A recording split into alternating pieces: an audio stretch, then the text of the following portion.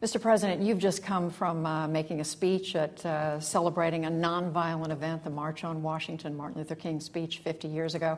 We're going to get to that in just a moment. But first, we want to ask you about a place where there's been too much violence, Syria.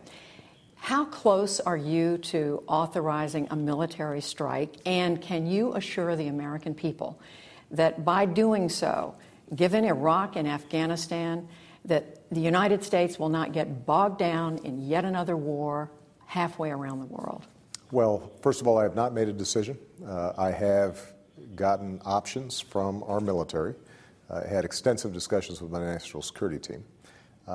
So let me talk about what's at stake here. I think we all understand terrible things have been happening in Syria for quite some time, that the Assad regime there has been killing its own people by the tens of thousands, that there are sectarian arguments that have spilled over into bloodshed and have escalated over the last couple of years.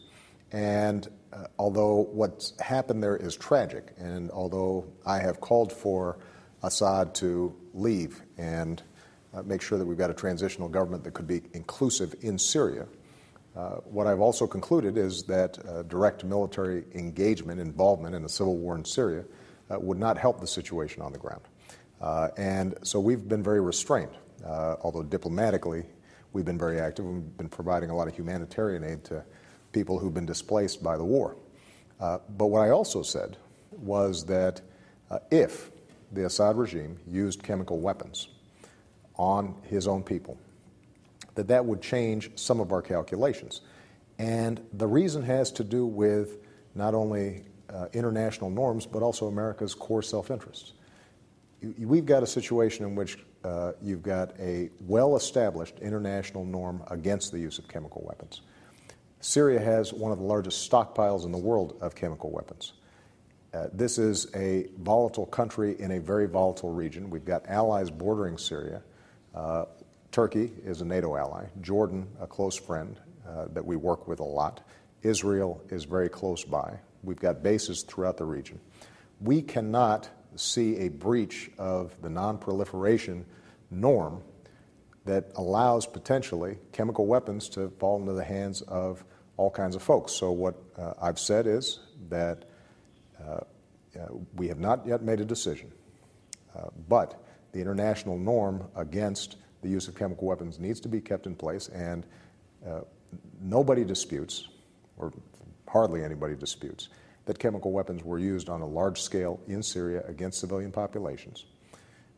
We have looked at all the evidence, and we do not believe the opposition possessed nuclear weapons of that, or chemical weapons of that sort. We do not believe that, given the delivery systems using rockets, that the opposition could have carried out these attacks. We have concluded that the Syrian government, in fact, carried these out, and if that's so, then there need to be international consequences. So we are consulting with our allies, we're consulting with the international community, and I have no interest in any kind of open-ended conflict in Syria, but we do have to make sure that when countries break international norms on weapons like chemical weapons that could threaten us, that they are held accountable. But, Mr. President, with all due respect, what does it accomplish? I mean, the signals the American people are getting is that this would be a limited strike over limited duration. If it's not going to do that much harm to the Assad regime, what have you accomplished? What's changed? Again, I have not made a decision, but I think it's important that if, in fact, we make a choice to have repercussions for the use of chemical weapons, then the Assad regime, which is involved in a civil war, trying to protect itself, will have received a pretty strong signal that, in fact, it better not do it again.